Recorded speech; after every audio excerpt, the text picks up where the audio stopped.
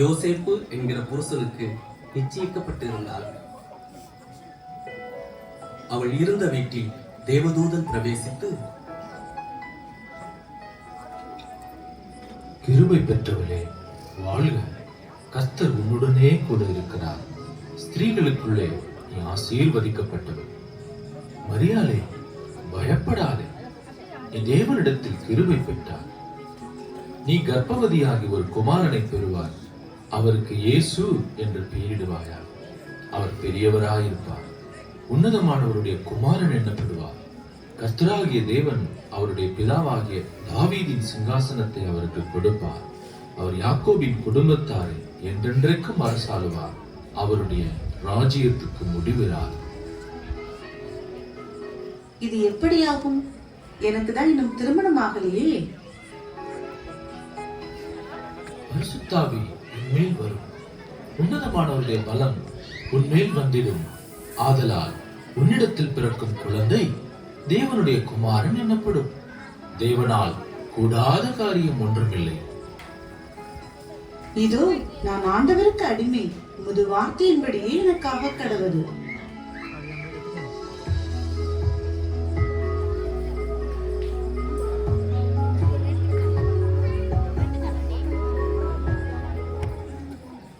மரியாள் யோசேப்புக்கு நியமிக்கப்பட்டிருக்கையில் அவர்கள் கூடி வரும் முன்னே அவள் பரிசுத்த ஆவியினாலே கர்ப்பவதி ஆனாள் என்று காணப்பட்டது. மரியாள் மிகவும் நல்லவள், ஆனால் அவள் கருவுற்றிருக்கிறார். இதை கேள்விப்பட்டால் இந்த சமூகம் என்ன சொல்லும்? மரியாளை தவறாக பேசுவதை நான் எப்படி அனுமதிக்க முடியும்? யாருக்கும் தெரியாமல் மரியாளிடமிருந்து விலகி விடலாமா? என்ன செய்வது? ஒரே குழப்பமாக உள்ளது.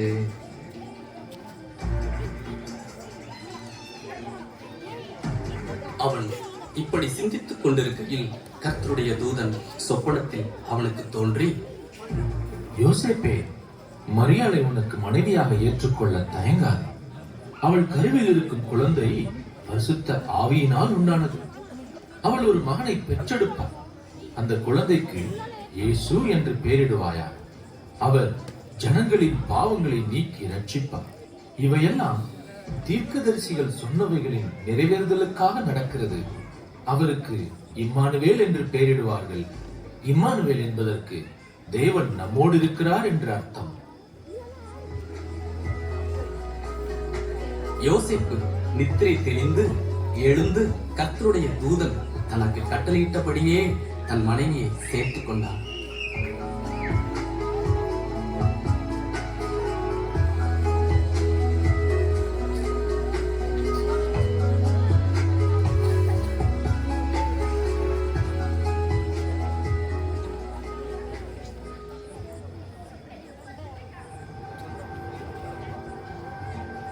அந்நாட்களில் உலகமெங்கும் குடிமதிப்பு எழுதப்பட வேண்டும் என்று அகஸ்திராயனால் கட்டளை பிறந்தது.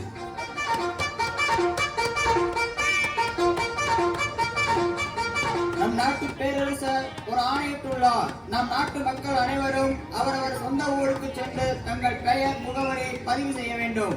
இது நம் நாட்டின் முதல் கணக்கெடுப்பு. ஆதலால் அனைவரும் இதை கட்டாயம் கடைபிடிக்க வேண்டும். இது அரசரின் கட்டளை.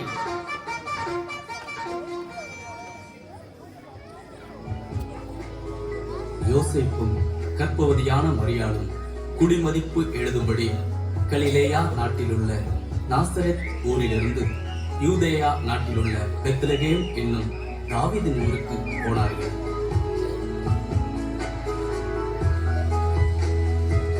நாம் எப்படி ஊருக்கு செல்வோம்? மரியாளே, நீ கவலைப்படாதே, உன்னை நான் பத்திரமாக அழைத்து போகிறேன். பெத்லகேமில் இருக்கையில் மரியாளுக்கு பிரசவ காலம் ஏறிட்டது. என்ன ஆச்சு மரியாள்? உனக்கு களைப்பா இருக்கா? ஆமாம், எனக்கு மிகவும் களைப்பாய் இருக்கிறது. நாம எங்கேயாவது தங்கலாமா? சரி சரி, நாம் தங்குவதற்கு ஒரு நல்ல இடம் பார்த்து விட்டு வருகிறேன். நீ சற்று நேரம் காத்திரு, நான் இப்பொழுதே வந்து விடுகிறேன்.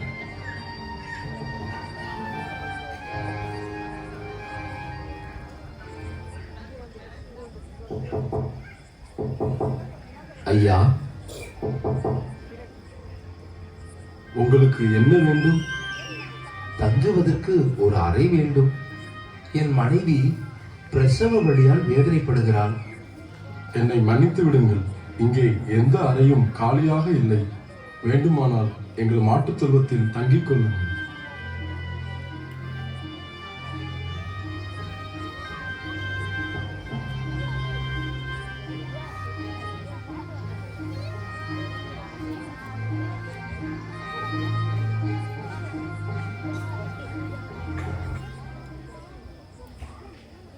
மரியாள் பிள்ளையை பெற்று துணிகளில் சுற்றி முன்னணியில் கிடத்தினார்.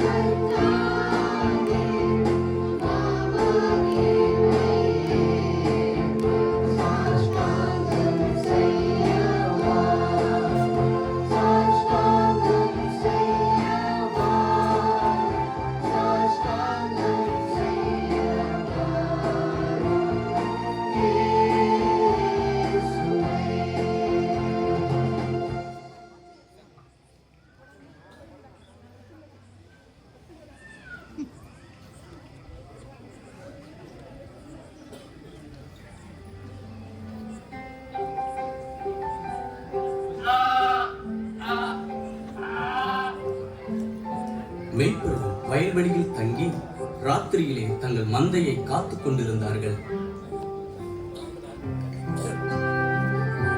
அப்பொழுது கர்த்தருடைய தூதன் அவர்களிடத்தில் வந்து நின்றார்.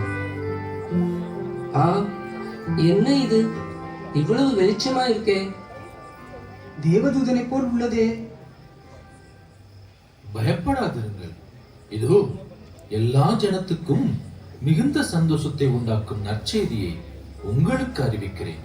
இன்று கர்த்தராகிய கிறிஸ்து என்னும் இரட்சகர் உங்களுக்காக தாவீதின் ஊரில் பிறந்திருக்கிறார். பிள்ளையை துணிகளில் சுற்றி முன்னணியில் கிடத்தியிருக்க காண்பீர்கள்.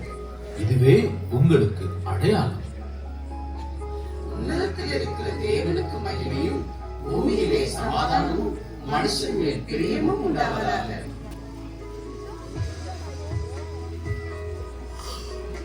நாம் உடனே பெத்லகேமுக்கு செல்லுவோம், வாருங்கள். ஆமாம், தேவதூதன் சொன்னதைப் போலவே நமக்கு ஒரு அரசன் பிறந்திருக்கிறார். வாருங்கள், நாம் அவரை வணங்கி தொழுது கொள்ளுவோம்.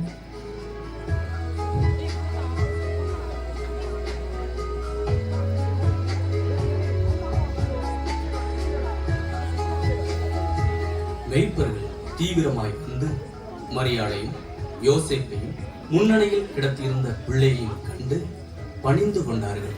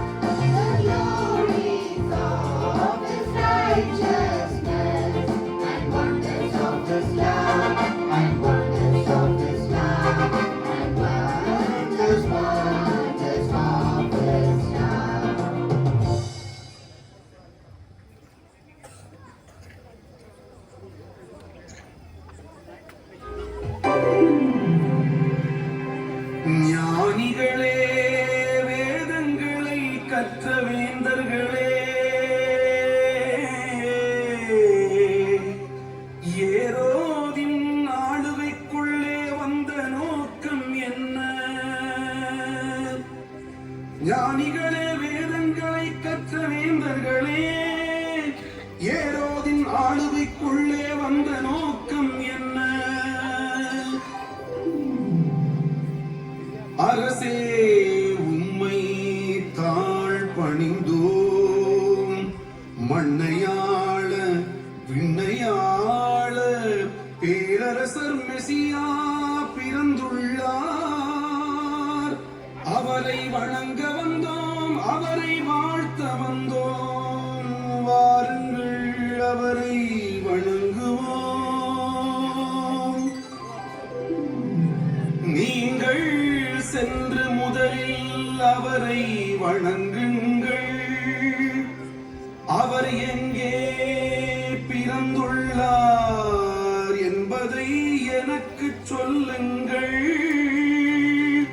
நானும் வருவேன், நானும் வருவேன், வணங்குவதற்கு வருவேன்.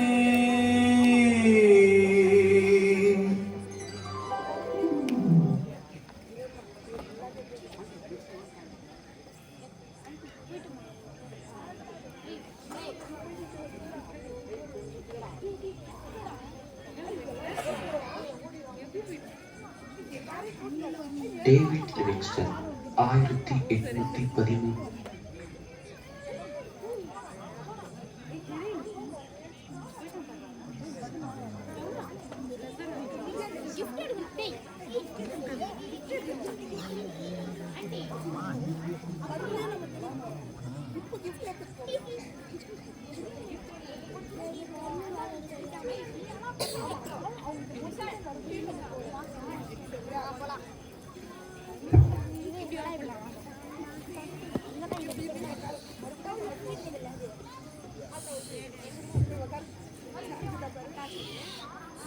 ஆண்டில் பிறந்தார். ஏழை குடும்பத்தில் பிறந்த அவர் உண்மை கிறிஸ்தவர்களான அவருடைய பெற்றோர்கள் இடத்தில் சகல நல் ஒழுக்கங்களையும் கற்றுக்கொண்டார். ஒழுக்கமுடனும் அர்ப்பணிப்புடனும் வாழ்ந்து வந்த லிவிங்ஸ்டன் தன்னுடைய 20வது வயதில் இயேசு கிறிஸ்துவை சொந்த இரட்சகராய் ஏற்றுக்கொண்டு சீனாவில் மிஷனரியாக செல்ல தன்னை ஒப்பு கொடுத்தார். அவருடைய வாழ்க்கை வரலாறை இவ்சிறு நாடகத்தின் மூலம் பார்ப்போம்.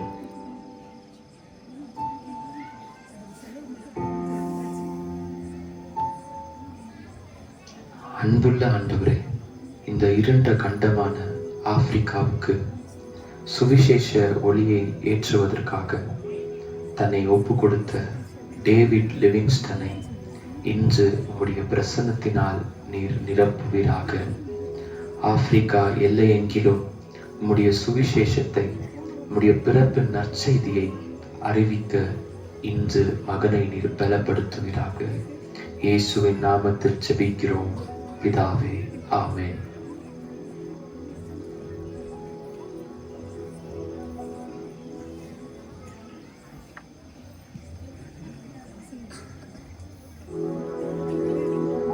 ஹாய் ஜேம்ஸ், எப்படி இருக்க? ஹாய் டேவிட், நான் நல்லா இருக்கேன். டேவிட், இன்னும் கொஞ்ச நாள்ல நம்ம எம்பிபிஎஸ் முடிக்க போறோம். இதுக்கப்புறம் உங்க பேர் வெறியோ டேவிட் இல்லடா, டாக்டர் டேவிட் தான். நம்ம 2 பேரும் சேர்ந்து கோடி கோடியா சம்பாதிக்க போறோம். ஜேம்ஸ், இல்ல ஜேம்ஸ், எனக்கு சின்ன வயசுல இருந்தே மிஷனரி ஊழியம் பண்ணணும்னு ஆசை ஜேம்ஸ். என்னது மிஷனரியா? என்னடா பேசுனீங்க நீ? எம்பிபிஎஸ் முடிச்சுட்டு நீ ஊழியம் பண்ண போறியாடா? ஆமாடா, எனக்கு சின்ன வயசுல இருந்தே சீனா தேசத்துல போய் ஊழியம் பண்ணணும்னு ஆசை. ஆனா இப்போ அங்க சூழ்நிலை சரியில்லை. நம்ம ராபர்ட் ஐயா உதவினால ஆப்பிரிக்கா தேசத்துக்கு போய் நான் ஊழியம் பண்ண போறேன்டா. என்னது ஆப்பிரிக்கா தேசமா? நீ தெரிஞ்சுதான் போறியாங்க? ஆமா ஜேம்ஸ், நான் ஆப்பிரிக்காவுக்கு தான் போக போறேன். டேய், அங்கிற மக்கள் வாழறதுக்கே கஷ்டப்படுறாங்க. அங்க இருக்கிற ஜனங்க அடிமைகளா இருக்கிறாங்க. நீ அங்க போய் எப்படி இருப்ப? நீ எப்படி உயிர் வாழுவ? நீ செத்தா கூட உன்னை தூக்குறதுக்கு அங்க ஆளுங்க இருக்க மாட்டாங்க. இல்ல ஜேம்ஸ், எனக்கு என்னன்னாலும் பரவாயில்ல, நான் அவரோட ஊழியத்தை செய்ய போறேன் ஜேம்ஸ். சரி, உன் இஷ்டம், போ.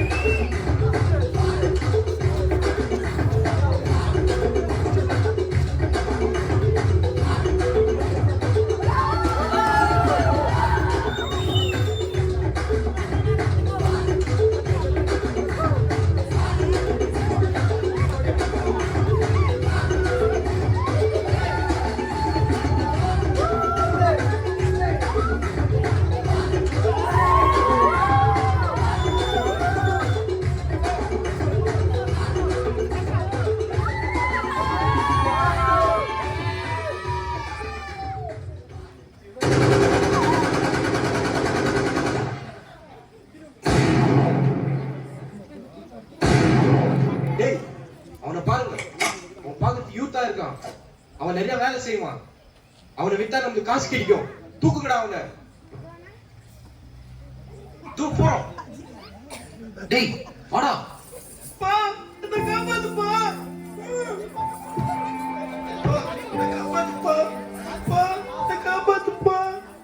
ஐயோ என் பையன் ஐயோ ஒரே பையனாச்சே, என் பையனை விட்டுருங்க ஐயோ மகனே.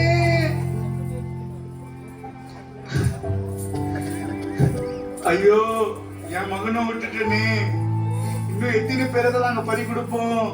ஐயோ நீங்க காப்பாத்த யாருமே இல்லையா? எவ்வளவு வருஷத்துல அடிமையாகவே இருப்போம். இப்படியே நாங்க செத்துருவோமா? எங்க வாழ்க்கை மாறவே மாறாதா? ஐயோ ஐயோ.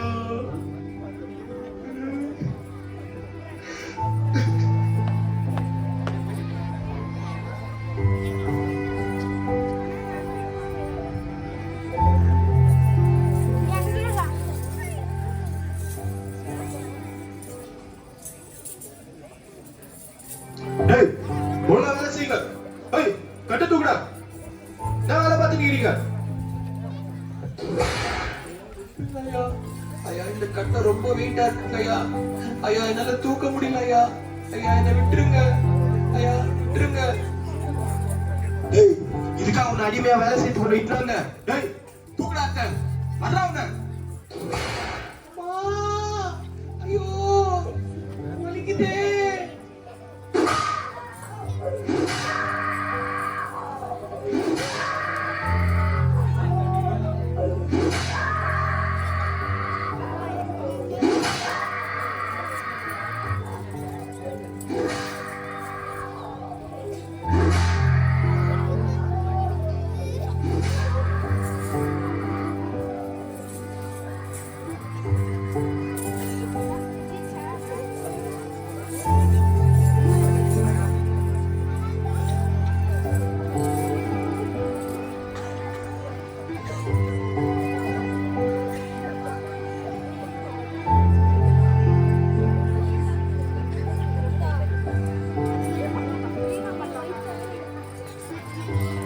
இப்படி ஆப்பிரிக்க மக்கள் கொத்தடிமைகளாய் ஓயர்களுக்கு இருந்தார்கள்.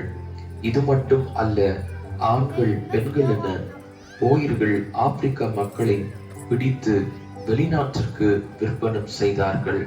அப்பொழுது டேவிட் லிவிங்ஸ்டன் அவர்களிடத்தில் வந்து,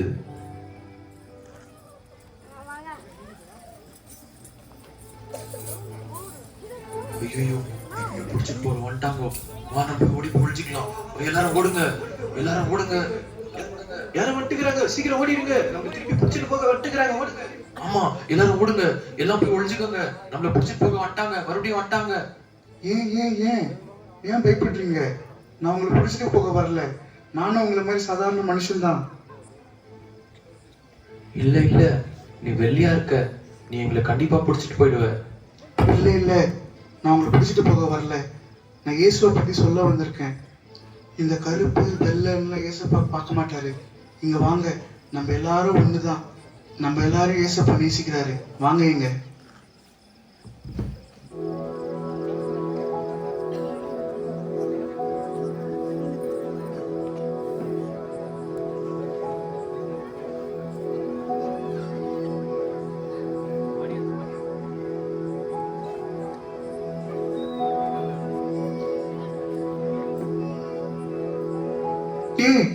என்னாச்சு? இவன் கீழே விழுந்துட்டான். ஐயா இது எங்க ஊர்ல சாதாரணம், இந்த மாதிரி வியாதி வரும், அவங்க அப்படியே இறந்துருவாங்க, அவங்களை எதுவுமே பண்ண முடியாது நம்ம. என்னது, விழுந்த செத்துருவாங்களா? எப்படி சொல்றீங்க? ஃபர்ஸ்ட் அவனை தூக்கி உட்கார வைங்க, அவனுக்கு என்னாச்சுன்னு நான் பாக்குறேன். இப்படி ஆப்பிரிக்க மக்கள் மலேரியா என்னும் விஷக்காய்ச்சலால் தாக்கப்பட்டனர். இது நிமித்தம் கொத்து கொத்தாய் மரித்து கொண்டு இருந்தனர். அவர்களுக்கு மருத்துவ உதவி தேவை என்று அறிந்த டேவிட் லிவிங்ஸ்டன் தகுந்த சிகிச்சையை கொடுத்து பேருதவியாய் செயல்பட்டார்.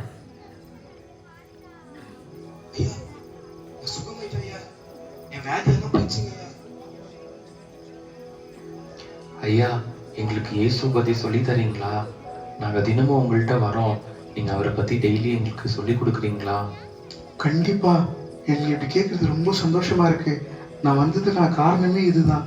நீங்க டெய்லியும் வாங்க, நான் இயேசுப்பாவை பத்தி உங்களுக்கு சொல்றேன். நானு ரொம்ப நன்றிங்க ஐயா. நாங்க தினமும் உங்ககிட்ட வரோம். நாங்க இயேசுவை பத்தி தெரிஞ்சுக்கிறோம்.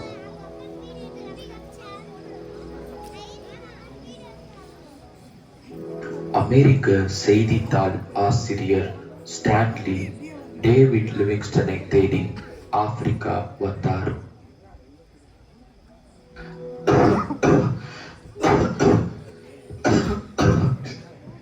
ஐயா, நீங்க ஏன் இங்க இருந்து இவ்வளோ கஷ்டப்படுறீங்க?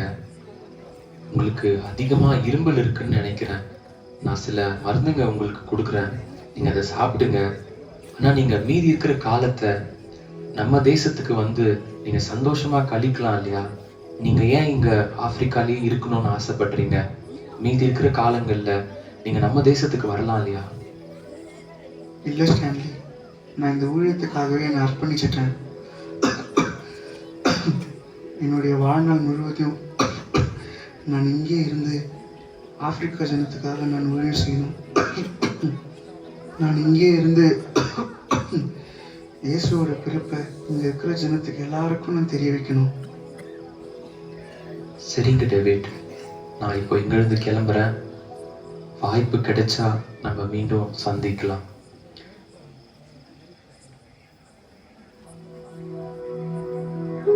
ஆண்டவரே, இருள் நிறைந்த இந்த ஆப்பிரிக்கா உம்முடைய ஒளியில் பிரகாசிக்கட்டும். இங்க இருக்கிற எல்லா மக்களையும் எப்படி ஆகிலும் நீங்க தொடுங்க. இவங்களை ரட்சிங்க. ஆப்பிரிக்காவை ரட்சிங்க. ஆப்பிரிக்காவை ரட்சி.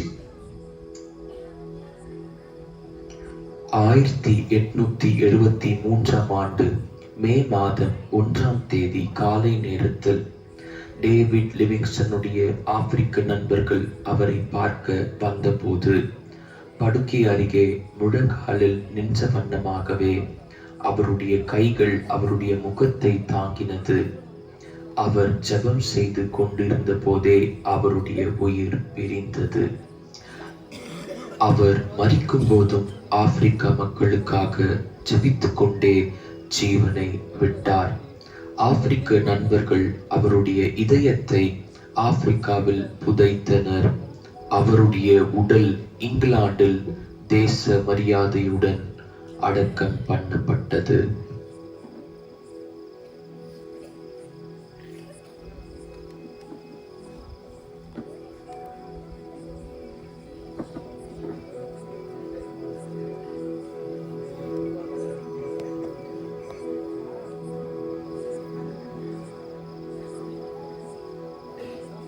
ஐயோ தேவி, உன்கிட்ட நான் சவால் விட்டேனேடா. கோடி கோடியா சம்பாதிக்கலாம்னு சொன்னேனே. நீ செத்தா உன் சாவு கூட யாரும் வரமாட்டாங்கன்னு சொன்னேனே. இன்னைக்கு அந்த சவால்ல நான் தோத்துட்டு உன் முன்னாடி நிக்கிறேன். இங்கிலாந்து தேசமே உனக்கு ராஜ மரியாதை கொடுத்து உன்னை அடக்கம் பண்ணிக்கிறாங்களே. உன் ஒருத்தனோட ஊழியம் இந்த ஆப்பிரிக்கா தேசமே மாறி இருக்கு. எல்லாருக்கும் நான் சொல்றேன், நான் டேவிட் போல வாழல. இயேசுவை பத்தி நான் யாருக்கும் சொல்ல. நீங்களும் அந்த மாதிரி இருக்காதீங்க. இயேசுவை பத்தி நீங்க எல்லாருக்கும் சொல்லுங்க. அறுவடையின் காலத்தில் மௌனமா இருந்தால் ரட்சிப்பு வராது. முடிஞ்ச அளவுக்கு இயேசுவை பத்தி எல்லாருக்கும் சொல்லுவோம். அன்பா இருப்போம்.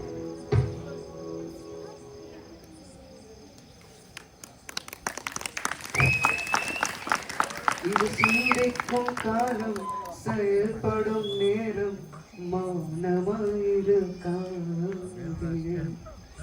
அந்த மிஷனரி ஆப்பிரிக்கா மக்களுக்காகவும் ஊழியத்துக்காகவும் அவருடைய இருதயத்தை கொடுத்தாரு.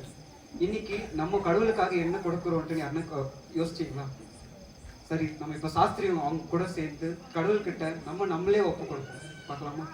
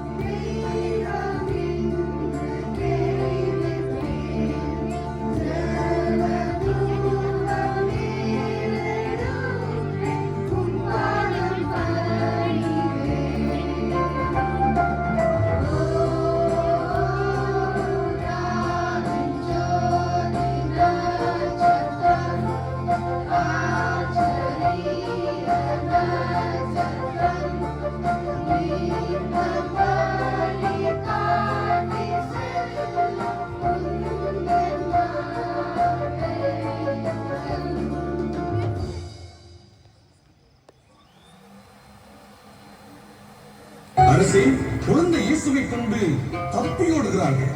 அந்த குழந்தையை எப்படி கண்டுபிடிப்பது? என் ஆளுகைக்குள் இருந்து தப்ப நினைப்பதா? வீரர்களே, என் ஆளுகைக்குள்ளே இருக்கிற 2 வயதுக்கு உட்பட்ட ஆண் குழந்தைகளை எல்லாம் வெட்டி சாயுங்கள். எங்கே இயேசு? எங்கே மெஸ்ஸியா?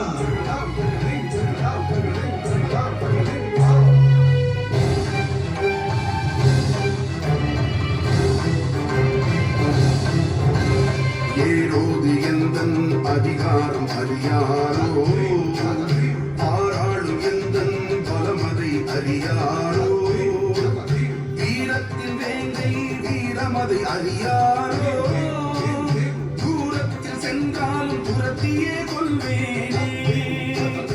ஏரோது எந்தன் அதிகாரம் அறியாரோ, பாராளும் எந்தன் பலமதை அறியாரோ, வீரத்தின் வேங்கை வீரமதை அறியாரோ, தூரத்தில் சென்றாலும் துரத்தியே கொள்வேனே. ஐயோ என் குழந்தை இரத்த வெள்ளத்திலே, ஐயோ என் உயிரே இரத்த வெள்ளத்திலே, ஐயோ என் குழந்தை இரத்த வெள்ளத்திலே, ஐயோ என் உயிரே இரத்த வெள்ளத்திலே. 2 வயது குழந்தைகள் யாராக இருந்தாலும் போர்வாளால் குத்தியே கொலை செய்வேன் நானே. கூக்குரல் இனிமேல் வான் மட்டும் எட்ட, ரத்தங்கள் ரத்தங்கள் காணட்டும் தேசம். 2 வயது குழந்தைகள் யாராக இருந்தாலும் போர்வாளால் குத்தியே கொலை செய்வேன் நானே. கூக்குரல் இனிமேல் வான் மட்டும் எட்ட,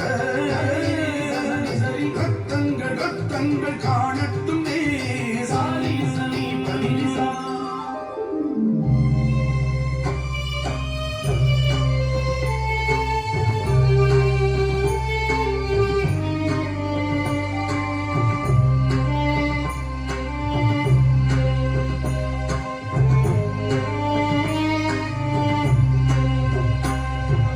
ஐயோ என் குழந்தை இரத்த வெள்ளத்திலே, ஐயோ என் உயிரே இரத்த வெள்ளத்திலே, ஐயோ என் குழந்தை இரத்த வெள்ளத்திலே, ஐயோ என் உயிரே இரத்த வெள்ளத்திலே.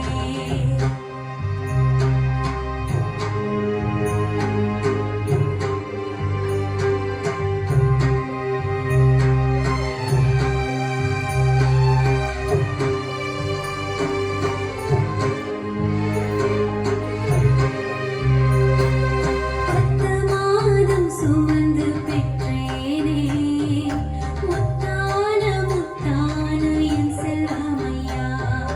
10 மாதம் சுமந்து